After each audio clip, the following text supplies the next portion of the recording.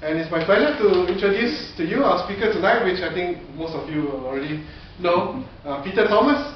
Peter is a recently retired geologist and also a geophysicist, and began with a love of, it all began with a love of dinosaurs. So probably similar to a lot of kids today. He studied at Cambridge and at Durham in the UK, then had a career in oil and gas, which took him around the globe until he settled here in Perth. Peter is married with 3 adult kids and attends Mount Pleasant Baptist Church. He rides bikes, climbs rocks, volunteers, and coordinates the Perth chapter of ISCAST. So he's our main coordinator. So yes, please.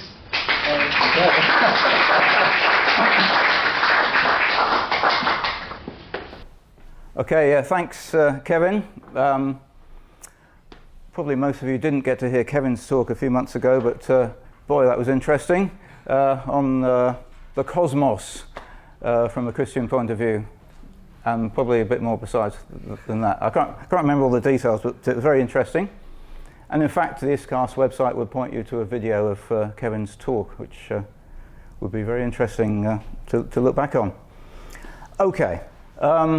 Thank you for coming out this evening. Good to put dinosaurs in the title. It always got me excited, still does, and hopefully we've got some of you excited. So let's move on. You're going to see the picture of the earthquake later on, so if you're wondering where it is, we'll come to that. Okay, how do I operate this? Does that work? No, I'm just wondering how to get to... I did get to the next slide. Okay. All right. My story, as Kevin said, started with dinosaurs. So as a kid, I got a nice colour picture book of dinosaurs, and I fell in love with dinosaurs immediately because they're scary, big, and mysterious. And then from there, I went to getting excited about fossils, usually much smaller and much less interesting. And my poor dad followed me around various cliffs and old quarries and things. This is in the UK, by the way, looking for miserable little fossils. And, we always found a few, but nothing very exciting. But I was excited because they were mysterious. They're so old. They're usually things, almost all of them, things that you cannot find around these days. They're extinct, so there's a bit of mystery there. So from there, I studied geology at university in the UK, and a bit of geophysics. The combination of those was good for the oil industry at the time. We're talking about the early 80s. Oil wasn't a dirty word in the 80s. It's not so popular these days. If you want to attack me for climate change reasons, please do, but after the talk. I'm used to it. If you studied geology in the UK in the 80s, the main thing you were going to do, if it wasn't academic, it was going to be the oil industry. So that's where I went. And that took us around the world to various places. And eventually we finished up here. I've been a Christian since I was 18. It wasn't dinosaurs that turned me on, it's just reading about Jesus. And then more recently, maybe in the last sort of 20 years, I've come to realise that there's some Christians for whom dinosaurs are a problem, which, like, what? How come that's a problem? So we'll look at some of that. I won't have all the answers, but hopefully stir up some questions or get you thinking, and you may have lots of questions for the end, and that's fine. Does that work? It does. Okay, so this is about earth science and faith, various intersections of the two. Earth science starts with planet Earth, which, that's a view from the moon, I think. At least not from my backyard, anyway. Earth is amazing, it's beautiful, and perfectly tuned for life. And, well, not surprising, I mean, here we are, it must be. But then the Earth is so complicated, if anything were a little bit different about planet Earth, we wouldn't be here. And that sort of fascinates me. You can also wonder how many other planets there are out there which harbour life. Personally, I think there's maybe not many, or maybe none at all, but a lot of people say there must be millions. Don't know, really don't know. It could be that it's completely unique, I don't know. Okay, so for me, big aspect of Earth science is exploring this beautiful planet of ours with a Christian sort of lenses. You're looking at God's beautiful creation. Okay, this is more the sort of rock side, but that's what I'm interested in. So, you know, Uluru or European Alps near Chamonix, great for climbing, by the way, or volcanoes like Mount Fuji, and then even on a much smaller scale, you know, crystals. They're incredibly beautiful, all part of God's creation. But then, as a geoscientist or earth scientist, you want to understand these things. What makes this planet tick, and why is it like this? And to get these Christian goggles for looking at things, we can look at the Bible. There's a quote from Paul's letter to Romans. For since the creation of the world, God's invisible qualities, his eternal power and divine nature, have been clearly seen, being understood from what he has made, so that people are without excuse. So his point there is God's beautiful creation tells us there is a God. Not in as many words, but you know, we should use our brains, which God gave us, and try to understand this planet, and you know, how is it like this? And science can answer how is it like this, but then that should lead us on to, well, why is it like this? Science can't answer that, but maybe God can. Okay, this is the last one about geology in the Bible, because it doesn't say very much about geology, would you believe? But what's in there is quite interesting. So in Job, book of Job, there's this first thing about people mining for minerals and gold and stuff. There's a mine for silver, a place where gold is refined. Iron is taken from the earth. Mortals search out the farthest recesses for ore in the blackest darkness. They cut a shaft in places untouched by human feet. Far from other people, they dangle and sway, on ropes, I guess, in shafts. People assault the flinty rock with their hands and lay bare the roots of the mountains. They tunnel through the rock. Their eyes see all its treasures. They search the sources of the rivers and bring hidden things to light. Interestingly, then, where can wisdom be found? So again, like you can investigate the rocks and the mountains and find your minerals and things, but the Bible is consistent about this, that if you want wisdom, you don't get it from science, you get it from God. Then other things, there's not much else. In Job also, he shakes the earth. That's earthquakes. Obviously people have always known about earthquakes. Then in Luke, talking about the end of the age and the beginning of, or Jesus' return, second coming, there will be great earthquakes, famines and pestilences, fearful events and great signs from heaven. So earthquakes are feared. They're part of something dramatic and apocalyptic happening before Jesus' second coming. Yeah, people are afraid of earthquakes. And then Revelation, you can read about, again, the end of the current age and transition to God's kingdom in the new heaven and the new earth. At that very hour there was a severe earthquake and a tenth of the city collapsed. So dramatic things familiar to people even then, and that's the sort of images we have of the end of this world and the glorious beginning of the next. And then you can talk about the flood. That's obviously important in Genesis, Noah's flood. Is that or is that not interesting to geology? Well, that depends who you talk to. We'll come to that. Okay, so back in the day, what did those writers of the Old Testament think about the cosmos and the earth? Was this the basis upon which they were writing stuff? So there we are in the middle, sitting on a bit of earth, with water underneath and oceans to the side.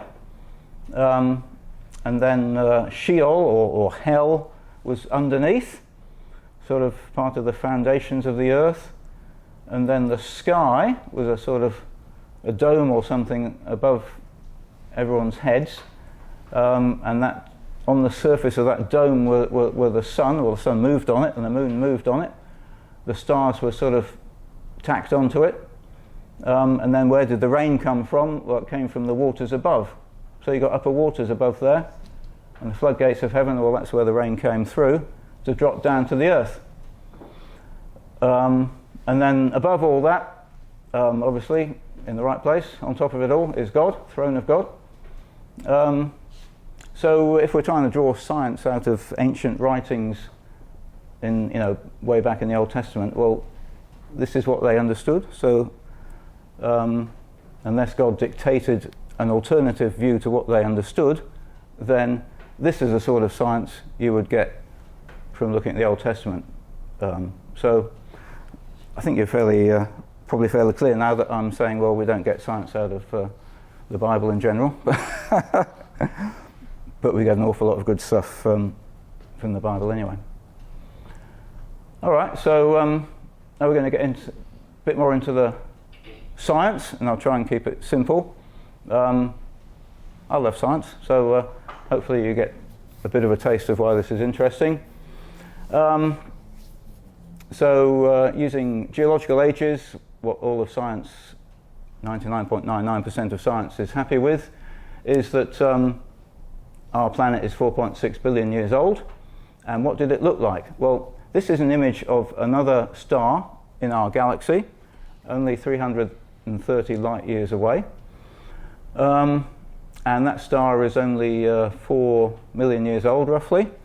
And this is an image, the star's at the centre, and then the rings around it are what's called a protoplanetary disk.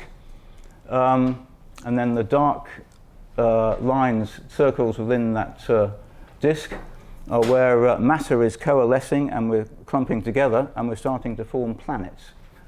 So we think, based on looking at similar examples now, that's what our solar system looked like 4.6 billion years ago. So, somewhere in there is us, if you like, beginning of planet Earth. So, deep time. We're talking deep time here, that's in the title. What do we know about it? We're pretty confident that our universe is 13.8 billion years old. Started with a Big Bang, a universe from nothing, which always begs the question, well, why and who did that? I'm comfortable that why is God and who did that is God. If you're an atheist, you can say, well, it's always going to happen and the laws of physics were always going to produce a universe like ours. Then you should ask those guys, well, okay, what came before the laws of physics to make that inevitable? Anyway, for me, the fact we've got a universe here means there's a God. And then the age of the Earth, it's a fairly large chunk of the age of the universe. It's that sort of section on the right, 4.6 out of 13.8 billion years old. Our galaxy, the Milky Way, formed quite early in the piece, so that's getting on for, it's about 12 billion years old. And then, so zooming into the age of the Earth and the Sun, the solar system, there's your 4.6 billion years. And the green bar is how long we've had life on Earth, we think. And at the right, you've got orange is mammals, and the light green is animals. So life was around for an awfully long time before it got interesting, which is not surprising because for it to get interesting, it had, in the very microscopic scale, the molecular scale, it had to be incredibly sophisticated. In fact, that took a long time. So the very beginning of the Earth's history, we don't know much about it. There's not much left. We think in this period here, we're bombarded by all kinds of asteroids and things, and they brought water to the Earth. So planet Earth became a planet with a load of water at that time. And obviously without water, we wouldn't be here. And then something was brought to my attention recently. Martin Hill is not here tonight. He brought my attention to a thing called the water world. It's a theory that that water that came very early in Earth's history made the planet covered in water, and that would sort of mirror what Genesis 1 verse 2 says. Now the earth was formless and empty, darkness was over the surface of the deep, water I suppose, and the Spirit of God was hovering over the waters. So does that fit with the history? We don't really know. If it was a water world, it didn't last for very long, but it's an interesting thought. Okay, so oldest rocks, oldest life. We use radioactive isotopes. Don't really need to understand all the details to measure ages of things like meteorites. So meteorites, until they land in your backyard, they've been in outer space and they've been unchanged since the beginning of the solar system. We use those to date the solar system, and most of them give us an age of about 4.57 billion years. The oldest intact rock from Earth, not landing from outer space, is in northwest of Canada, and some little crystals in there give you an age for those rocks of 4.02 billion years. It's all consistent. It took a while for Earth to settle down and start producing some rocks. The oldest mineral, that's a remnant from an earlier rock, is from the Jack Hills in Western Australia. So we've got the oldest thing on the planet, and that's 4.4 billion years. So that means the first rock on Earth was very shortly after it began, 4.4 billion years ago. And then the oldest direct evidence of life are stromatolites. What are they? Well, I'm going to show you a picture of those, found in the Pilbara region of Western Australia. So we've got it all in WA. We're in the right place. The oldest indirect evidence of life comes from carbon isotopes, and that's just over 4 billion years old. Here's one of my holiday snaps from a few years ago. The kids are all grown up now. Those are stromatolites. They're present-day stromatolites, still doing what these things were doing 3.5 billion years ago. So that's how we know that when we see things like that in the ancient rocks, well, we know what they are.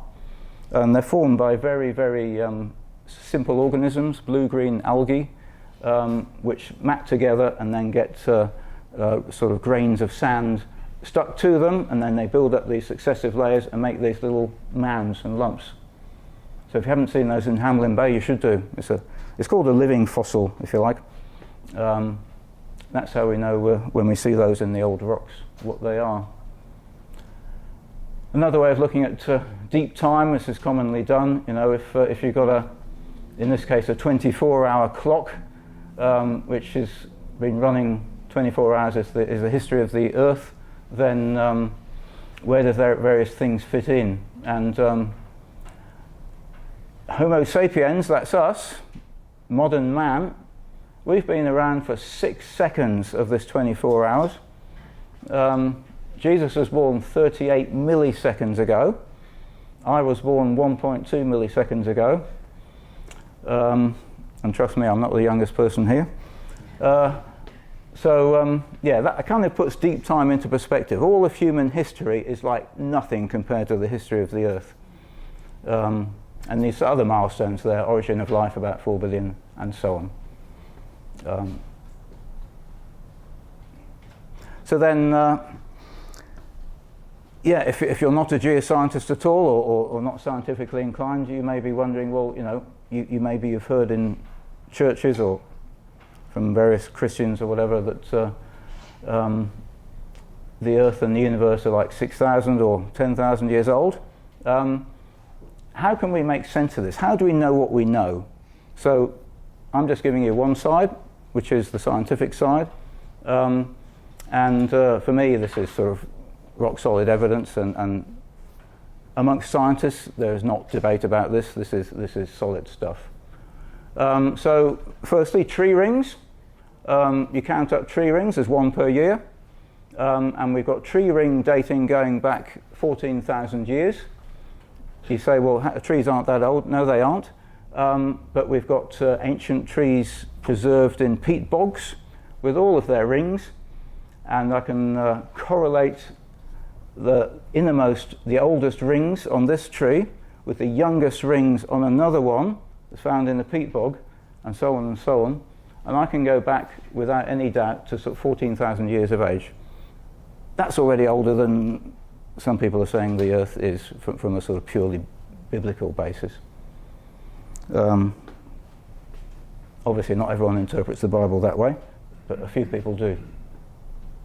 Another way is ice cores. So in Antarctica we've drilled incredibly long cores of ice.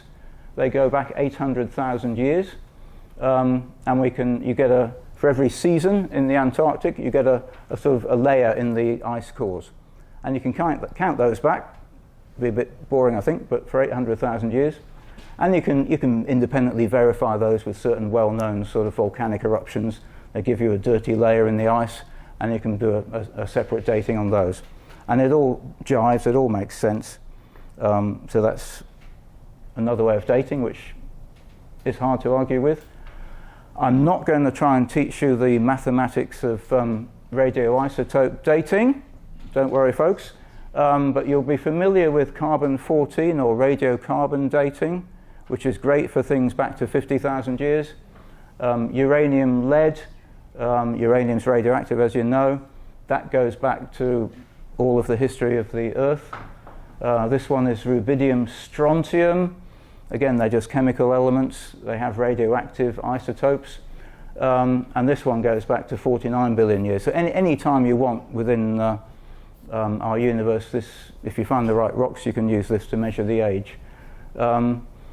The only reason I'm showing this graph is, if someone's an expert and wants to ask questions, fine. Otherwise, the method is a lot more reliable than some people would have you believe, because you measure a whole load of different points in a given rock, and if the points fall on a straight line, you know you've got a valid measurement. The chances of them falling on a straight line and not being a valid measurement are incredibly small.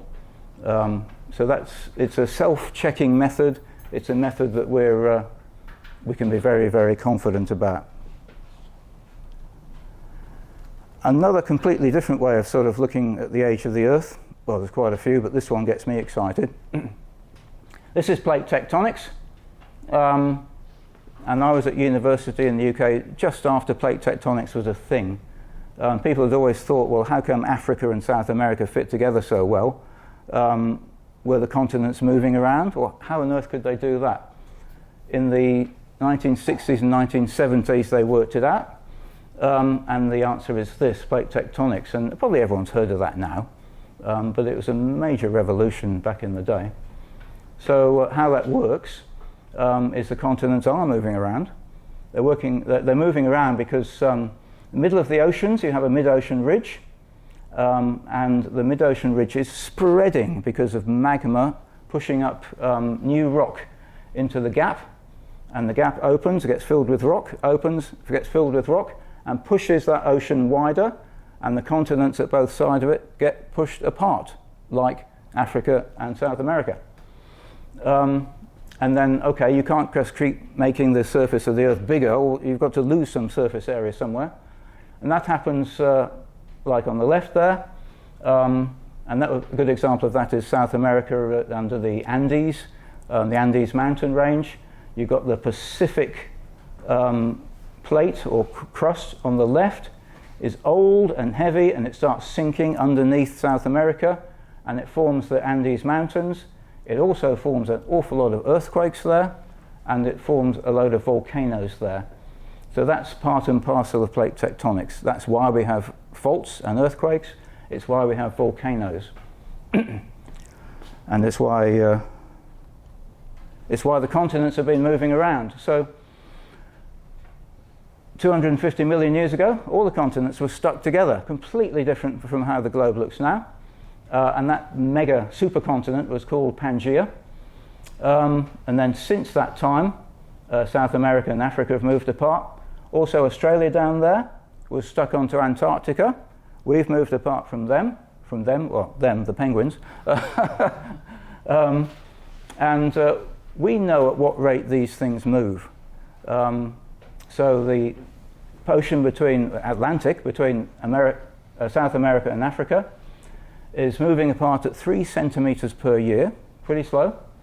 Australia is moving away from Antarctica at 7 centimetres a year. The great thing is with modern satellites, we can actually measure those movements. Year by year, we can measure movements of a few centimetres.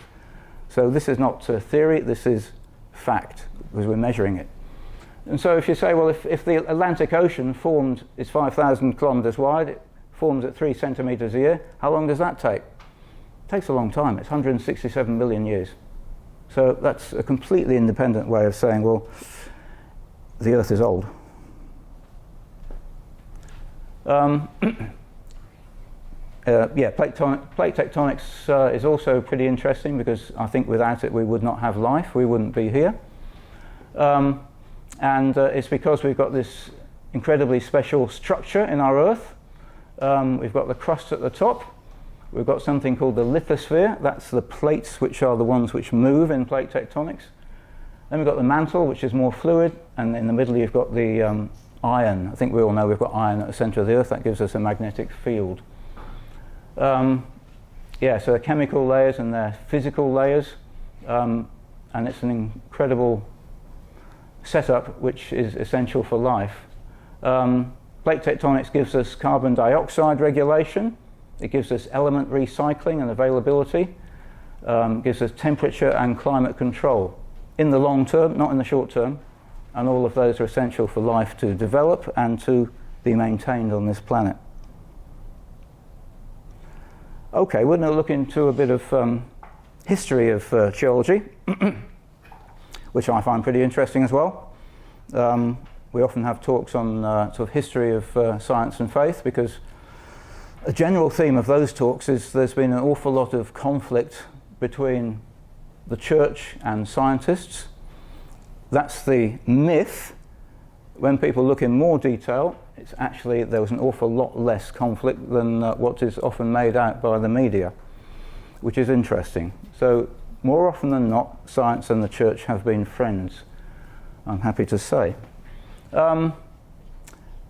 Also, I'm excited that a lot of the early geologists were Christians. So this guy, Nicholas Steno, was a Danish guy.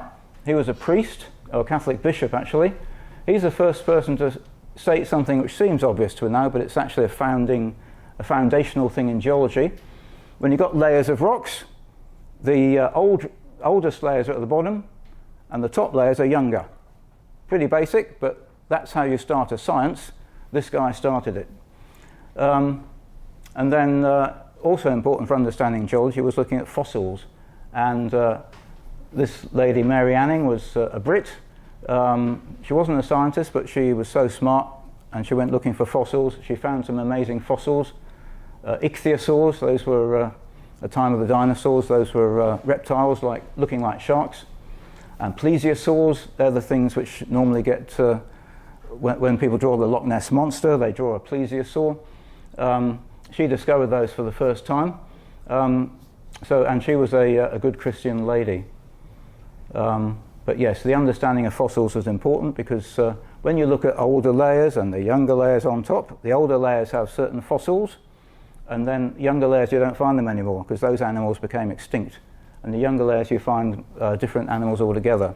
And people started using those correlating of fossils to figure out geology. So if I've got a fossil here in this layer, and I find the same fossil over there, maybe in a different country, I know those rocks are the same age. And that's how you start doing geological maps. Okay, I'm showing off that I was in the Grand Canyon a couple of years ago. Pretty happy about that.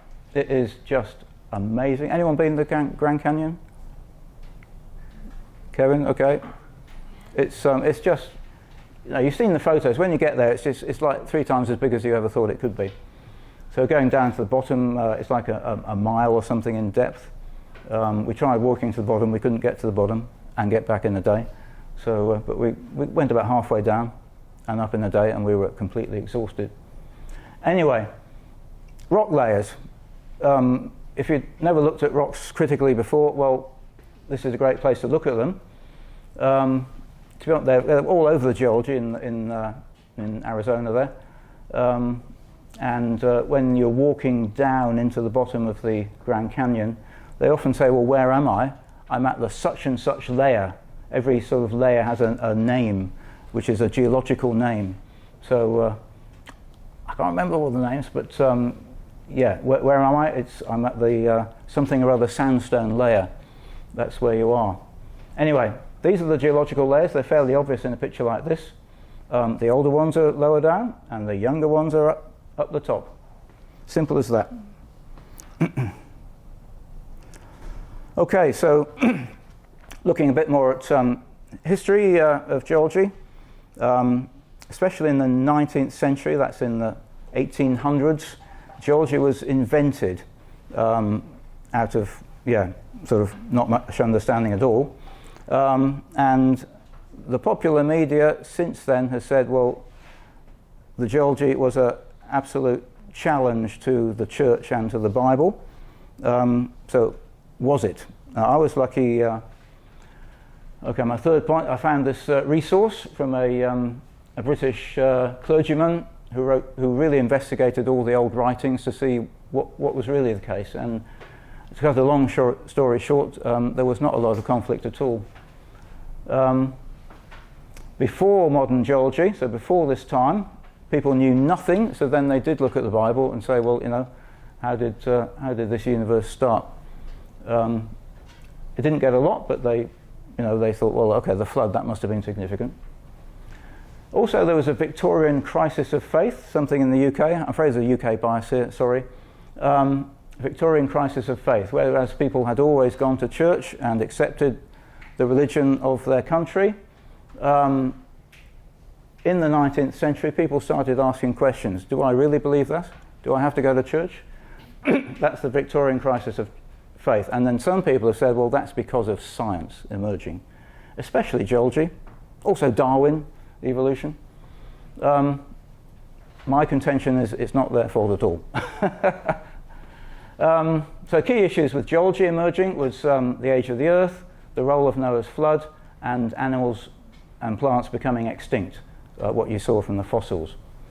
And then these names probably don't mean very much, but they do as a geologist, and many of these early geologists were clergymen, church people. Go figure. Well, I guess that's how society was in those days. Perhaps the clergymen had time to poke around looking at rocks. And they had the money to do it as well. Okay, so one of the first things people realized when geology was getting going is they saw rocks and they thought those rocks must have taken a long time to get there. And they were right. So they started thinking, well, can the Earth really be as young as some people are saying when they only look at the Bible? And here's a great example. This is the White Cliffs of Dover. Anyone seen those? Yeah? Well, I have. Sure, you guys. The Brits in the room have seen the White Cliffs of Dover. So these are entire cliffs of rock made of remains of a single-celled planktonic organism called coccoliths, or coccolithophores is the animal. Coccoliths is a little tiny microscopic skeleton they leave behind. And they're growing in very quiet waters, and the rate of sediment, which is the bodies of these beasts, the rate of sediment falling to the seafloor is incredibly slow, and it makes something called an ooze. We see oozes in the very deep oceans today, miles from any river sources, so very little stuff sedimenting down to the bottom of the ocean. And oozes take produce about between 10 and 60 millimeters of sediment in 1,000 years. That's not a lot. And then they get compacted even more into a rock. So here we are with the White Cliffs of Dover. They're 410 meters of chalk rock.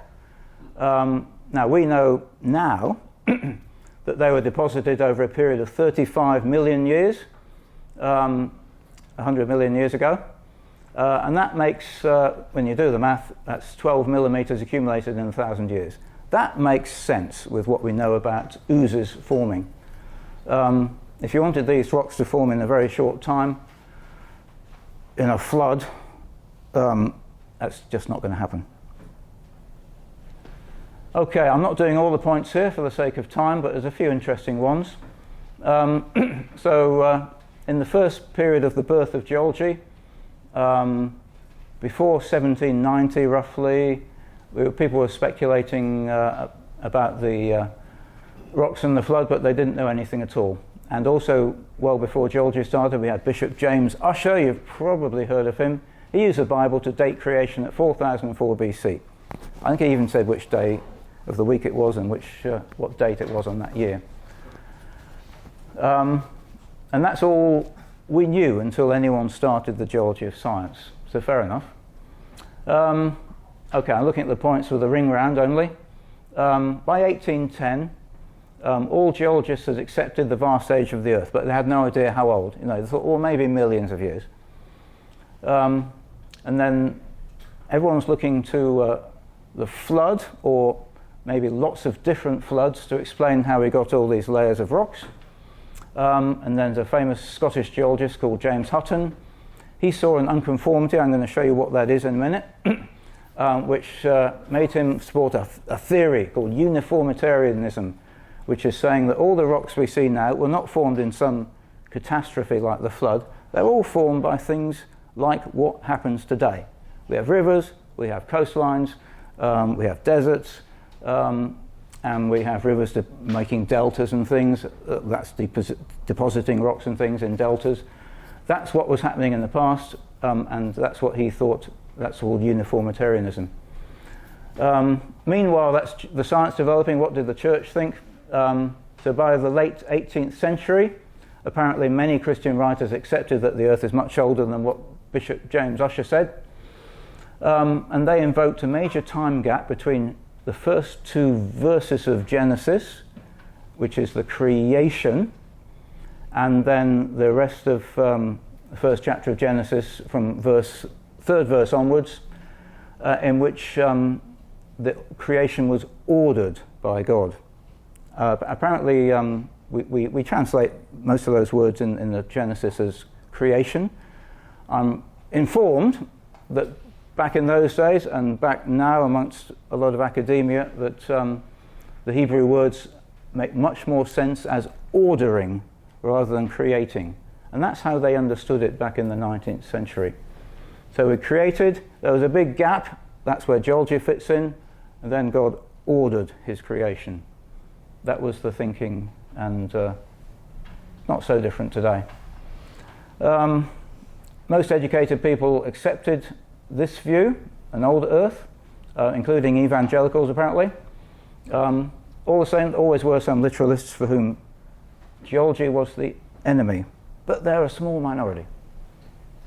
At this time we had the first geological map, this guy of England and Wales in the UK. This guy, William Smith, made it. He was a canal builder, so as the Industrial Revolution happened, there were canals all around England, which are great for holidays now, but they were transporting coal and steel and all kinds of things around the country. This guy was building canals. He was digging trenches all through the country. He saw the rocks, and he got excited about the rocks, and he made a map of them. And the map was also needed for understanding where the coal was. The Industrial Revolution needed coal. So that was another driver for it. This is the unconformity which James Hutton found in Scotland, which I mentioned. And here you've got, and you may have seen this in other places, you've got those arrows show a surface. Above that surface are rocks which are sort of parallel to the arrows, younger rocks. Underneath are older rocks, and their layers are like almost vertically arranged. That's because they're much older, and those rocks were pushed up, eroded down flat, and then there's a huge gap of time, and then these younger rocks on top formed. That's an unconformity, and what it tells you is that the Earth has a very long history, and some dramatic uplift, mountain building events happened between different rocks, but all the processes that make those rocks are very similar to what we see today. So those would have been in the river delta, I think, all those rocks, or maybe in the shallow sea, all uplifted now. So that's a famous unconformity and helped steer the development of geology. And then people saw fossils. Big animals like T-Rex. That's Mary Anning saw those, mostly marine animals. Much earlier than those, going back 500 million years, you've got trilobites. Everyone's probably seen trilobites, one of the most famous fossils around. They were around for over 200 million years, and then they vanished. Then in Australia, we've got one of the oldest sort of big-size, multi-celled fossils around. It's that thing there. It's found in the Flinders Ranges in South Australia. It's got a name, Dickinsonia costata. It's so unlike anything we've got around today that we can't give it a sensible name. It's got a Latin name, but what can you call that? It's just, we can't relate it to anything on the planet today. For me, that's pretty fascinating. And it just shows you that we've had some weird life. It becomes extinct. In the younger rocks, you get more advanced life. You can often trace the development of life up the layers of rock from more simple forms to more developed forms. At some point, we got animals, and the animals developed to get things like T-Rex. And a certain species, and there's so many different trilobites, it's not funny. And you find one particular one, you can say, well, okay, I know exactly how old that is. It's only found in like a small layer of rocks from 400 million years ago or something like that.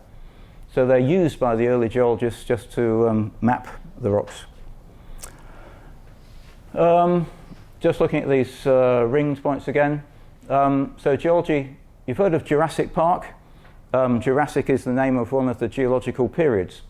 All those geological time periods, from Cambrian as the oldest to Pleistocene, which is like now, the Ice Ages, they were established by about 1850. So those geologists worked fast to make order of the rocks.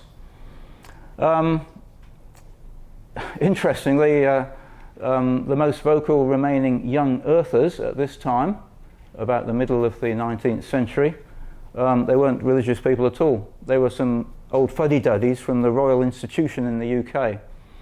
The people who objected to the old fuddy-duddy young earthers were mostly churchmen.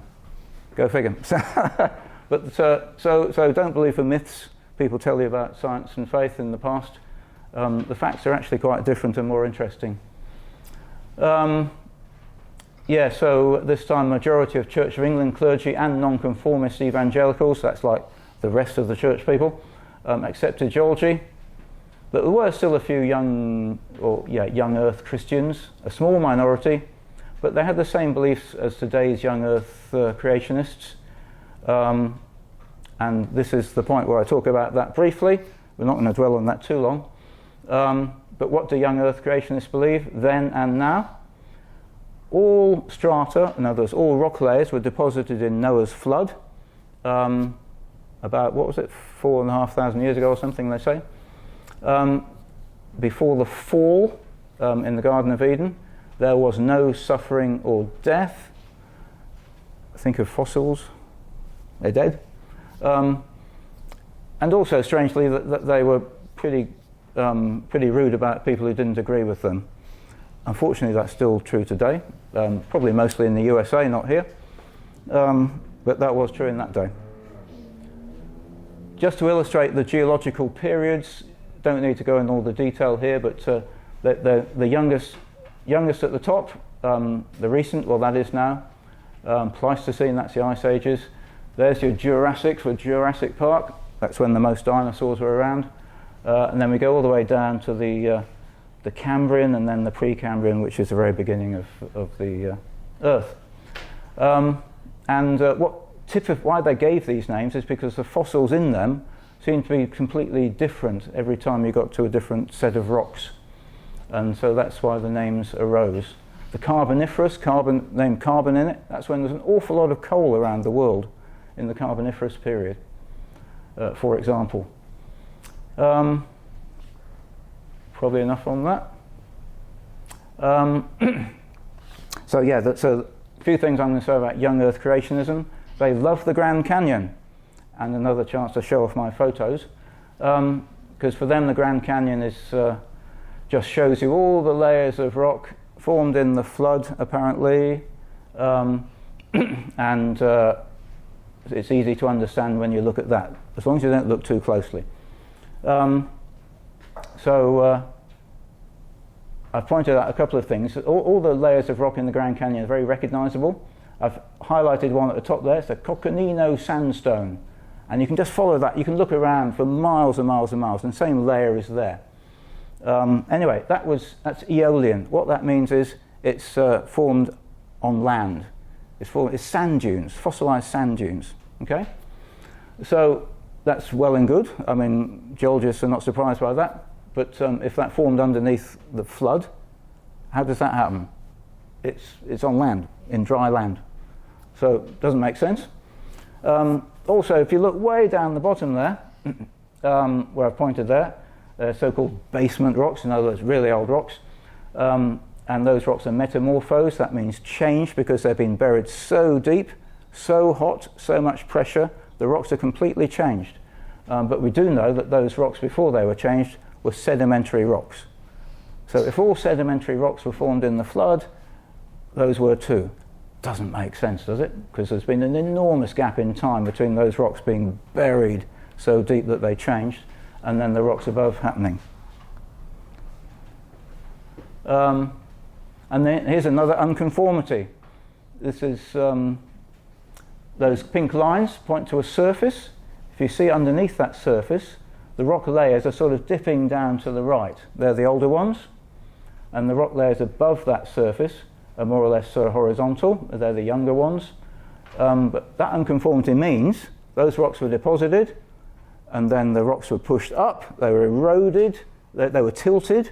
They were eroded by a long, long time of weathering and so on. And then when that period of mountain building and erosion had finished, then you got younger rocks laid down on top. There's a huge time gap. Again, you don't get that in a one-year flood. So it's hard to know how these things arise. And I wanted to show you this, another of my photos as well. One of those layers in the Grand Canyon, there's a pitter-patter of tiny feet. Those are the footprints of a lizard of some sort from about 300 million years ago. So a lizard about that sort of size, and it left its footprints. Again, lizards don't walk on the bottom of oceans, so this didn't happen in the flood either. I think that's it for bashing the young Earth creationist view of things. There's plenty of other interesting things to talk about in geology, I think. So yeah, okay, the end of my history now. We're coming to there's a broad understanding in geology now that of the role of fossils, and as you got younger in the rocks, you got more complex life. And that did point people towards evolution. I mean, why did people come up with this crazy idea of evolution, and culminating in Darwin doing The Origin of the Species, which came out in November 1959. It was the change, the development of life through time as seen by the geologists. That's what pointed him towards evolution. Not only him, but a lot of other scientists as well. Yeah, so the church view, almost all educated Christians accepted geology by this stage. When people objected to Charles Darwin and his evolution, it wasn't the time scale that worried them. So that wasn't part of the debate in those days, because everyone pretty much accepted the geological time scale in those days. And then, yeah, there was an influential book called The Warfare of Science with Theology, just about the end of the 19th century, so 120 years ago, by Andrew White and some others. And this became a very, very popular book, but it made a complete myth about warfare between the church, Christianity, and science, especially geology. And somehow that's how it became a myth, and it's really not based on good evidence. So my conclusions, I think I've probably said these already. Early geology challenged Bible-derived views on the age of the earth, the role of Noah's flood, and the appearance of life, and extinctions and things.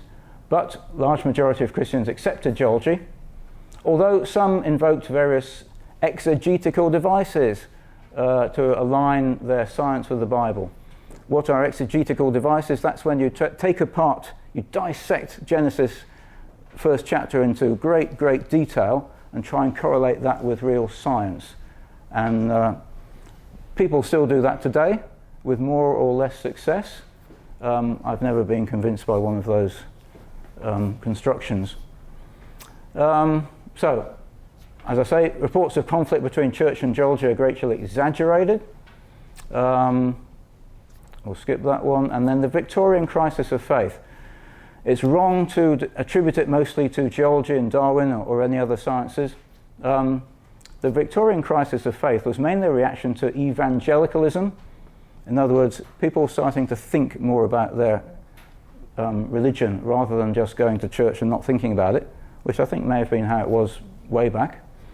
And there was a general religiosity of the time, which it really made views on religion more polarized back in the 19th century, and it still is today. And it's not necessarily, I think, a bad thing. It made everyone think about their religion. Do I really believe this or not? Some people said no. A lot of people said, yes, by golly I do, and I'm going to do something about it. So I think polarization maybe is a good idea. But I think that's the reason why there was a so-called crisis of faith. Probably less people went to church. Some people self-selected to not go to church. But I think a lot of people went to church with renewed vigor because of this new way of thinking about religion. All right, a little bit about evolution. We can have a whole talk on evolution, obviously, but this is not all about evolution. This is summarizing really what I've said before. Those are the geological periods on that in text there, and some cartoons of sort of life that we had in those various periods. The older ones at the bottom, youngest ones now. At the top we've got us, and we've got elephants and things. At the bottom you've got some bugs, bacteria and blue-green algae, which made the stromatolites and things. And you get jellyfish, and then you get some sponges and funny little creatures. You get the trilobites somewhere. I don't think there is one there. And then you get the first animals around the, or land animals around the Carboniferous period in the middle there. And they developed eventually into dinosaurs. Around the same time as dinosaurs emerged, you also got mammals. They stayed in the background until the end of the dinosaurs, and then the mammals flourished. And hence we're here.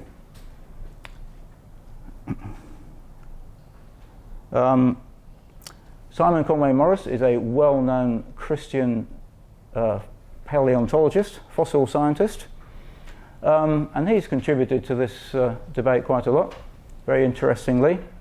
He went to Cambridge. I think he went there just before I left. So he says that there's a great predictability in the biological evolution, and hence innovations occur and recur often. So like wings have evolved separately, independently, 4 times.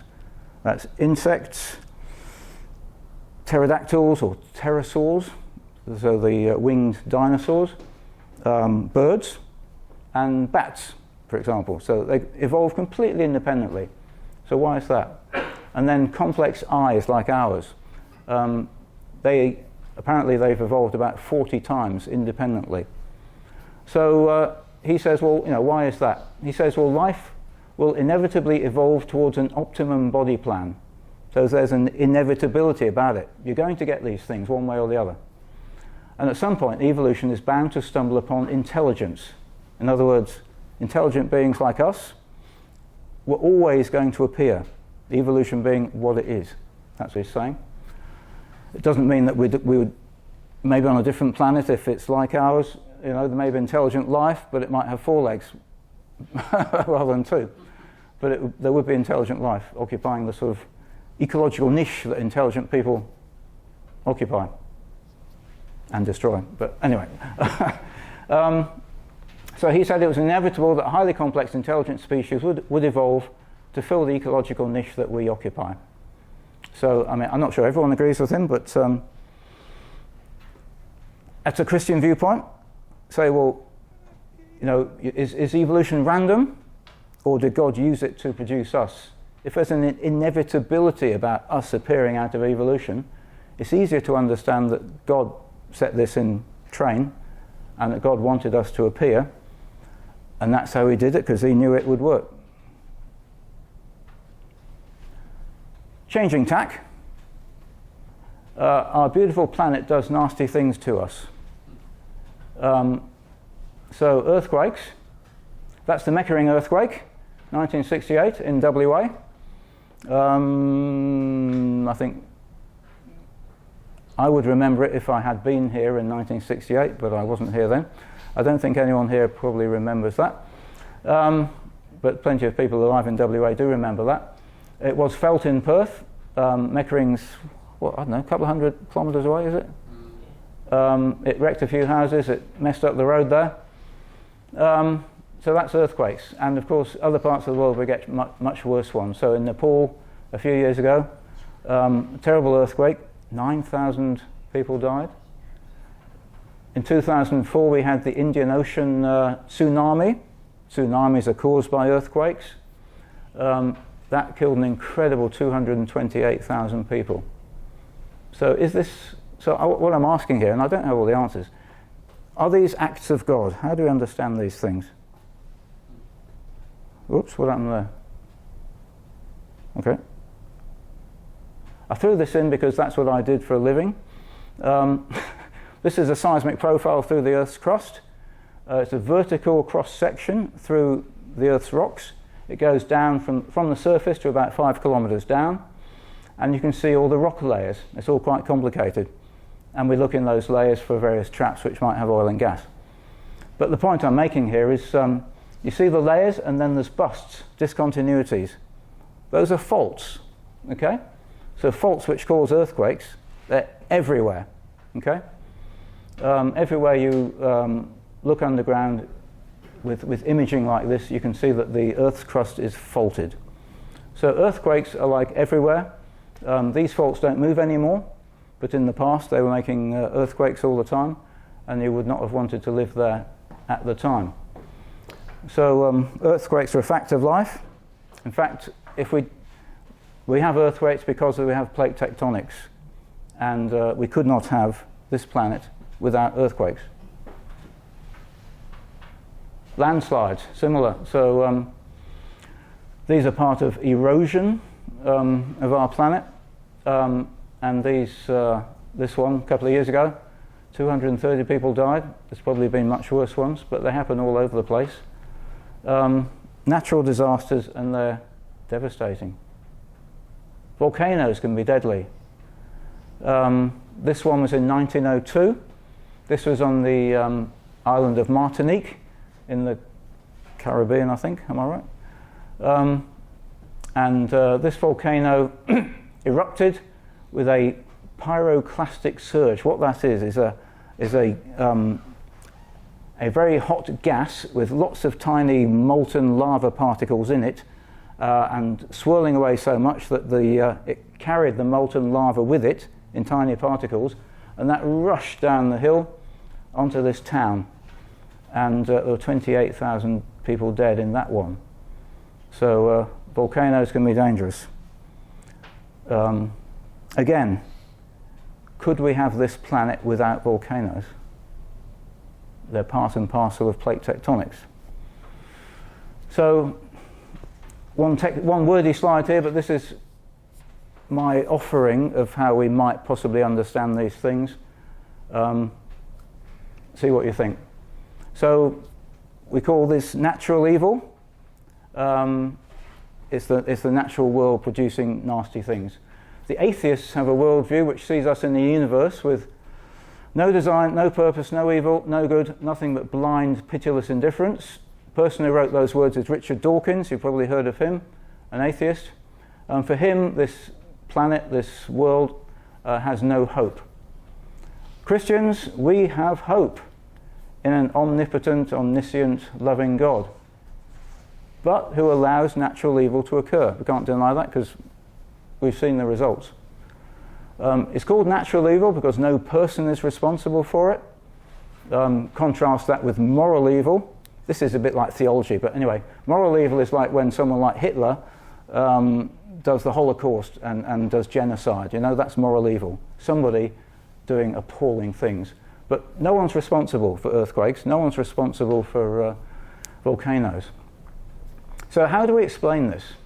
Is it Satan or is demons sort of stirring up the planet? Is it a result of the fall? Well, if the fall is a historical event, and it can be, the Earth was very active before it. We've had faults and volcanoes for the last 4.5 billion years, so that predates the fall. So I'm not sure those are good explanations, but I do know that God chooses not to intervene to prevent these disasters. Why is that? Well, I'm working towards a sort of explanation. Earthquakes and volcanoes are a result of plate tectonics. Landslides come from erosion. If we didn't have plate tectonics and we didn't have erosion, there would be no life on this planet.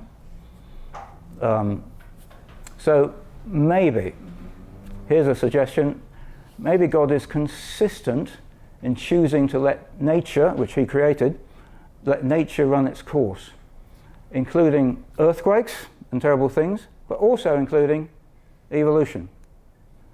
So that's a choice he's made, I guess. This so-called fallen world in which we live, it's essential for good and evil, it's essential for free will, and it's essential for the choice to exercise love or not. I think the key point is the last one.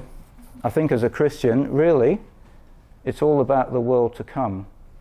The new heaven and the new earth which God has promised for anyone who wants it. That's what we read about in the book of Revelation. Does this help someone who's just lost a loved one in a disaster? I don't think so. But if anyone's got a better explanation of natural evil, I'd like to hear it.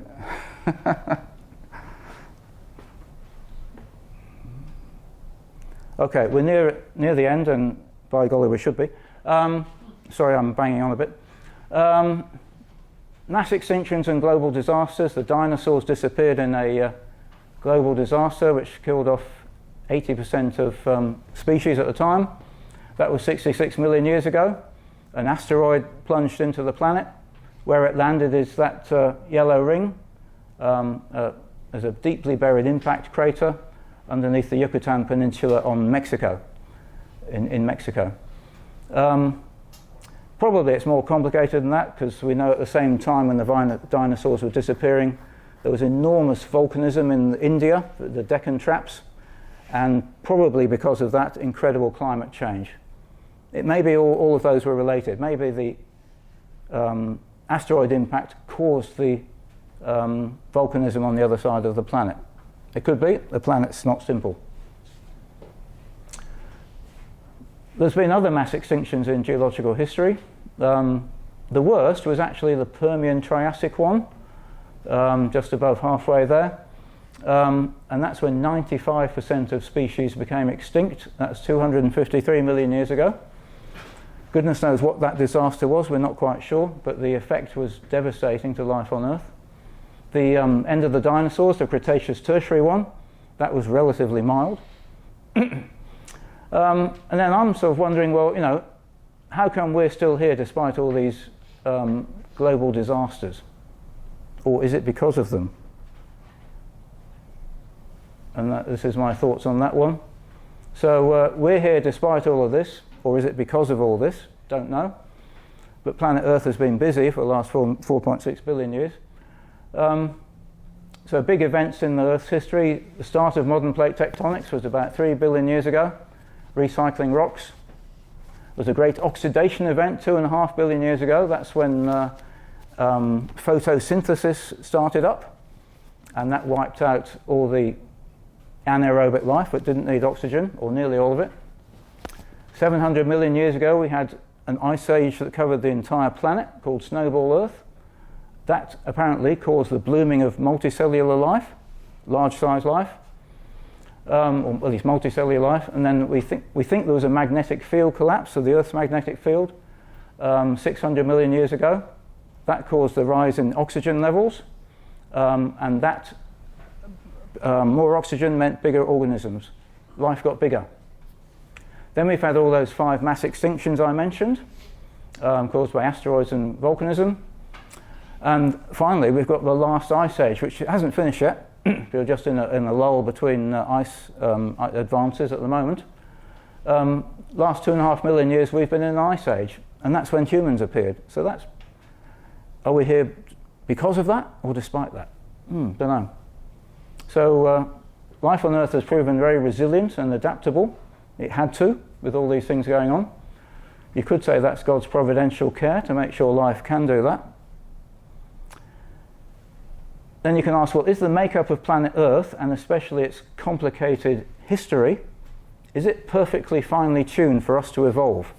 If you changed anything in our planet's history, perhaps we wouldn't be here at all. Or we saw that thing about evolution of intelligent life. Maybe it's inevitable. So was intelligent life an inevitable outcome, even if geological history had been different? I don't know, but these are interesting things to think about. When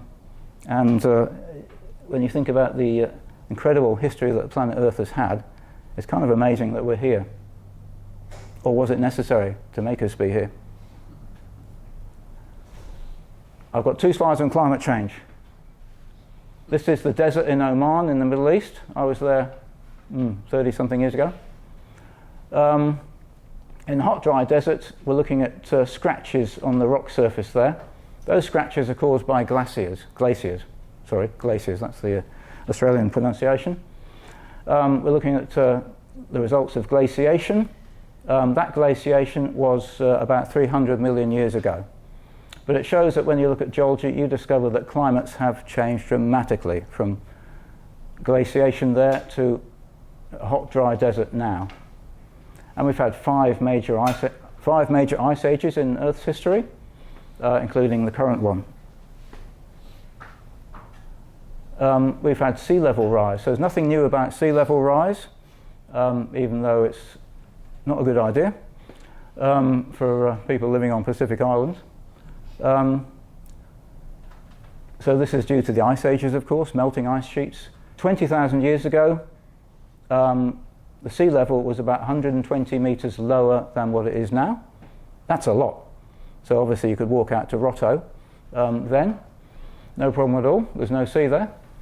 Even 10,000 years ago, sea level was 60 meters lower than what it is now. And sea levels were rising fast.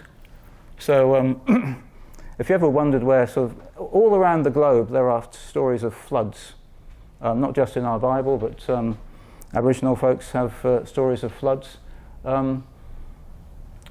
My thinking, and I'm not sure how many people agree with me, but I think 10,000 years ago the rate of rise of sea level was very fast.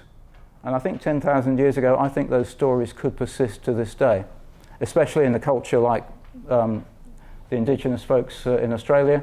They've been here 40,000 years or 50,000 years. Their stories from that time would still exist in some form, I think. So for me, that's the reason. It's incredible climate change, and I think there's a record in some of the stories we hear around the globe today of sea level rise. I don't know anything about it, but there is a popular story, Tiddalik the Frog, which is all about rising seas flooding people's lands. So climate change. Geology provides crucial inputs into climate science, which is crucial these days. Climate has changed often and dramatically over geological history. It's important to understand that. We can read the rocks to determine the impacts on ancient environments and ancient life and on ecosystems. when the climate changed, well, what happened to those ecosystems? We can see that in the fossil record. You can also see the rapidity of changes and of how quickly ecologies and biodiversity recovered after climate crises. And that's essential for understanding what we're going through at the moment. Some geologists, you may have heard some geologists saying, well, this is business as usual, don't worry about it. More recently, we've come to understand this, that is current climate change business as usual? The answer is no. Current climate change is much faster than previous warming events. We can see that looking at geology.